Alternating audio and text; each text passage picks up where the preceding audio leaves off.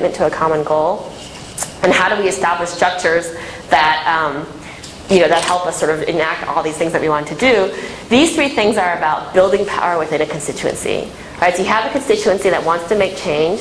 They can't make that change unless they work with others. How do you help them develop the power that they need to make that change? Teach them public narrative, relationship structure. All of a sudden they have all these resources they didn't have before. Right? That's power.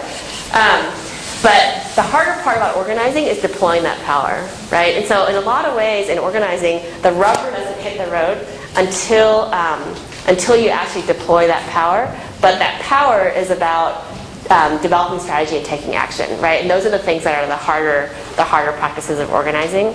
But it's a combination of, ideally in an organizing campaign, you have a dialectic between those two things. Right? It's a combination of building power and using power and going back and forth between those things that we achieve those outcomes that we want to achieve. Right? Making change in the world, doing it in such a way that you build capacity, and redeploying the resources in such a way that it sort of changes the power dynamic.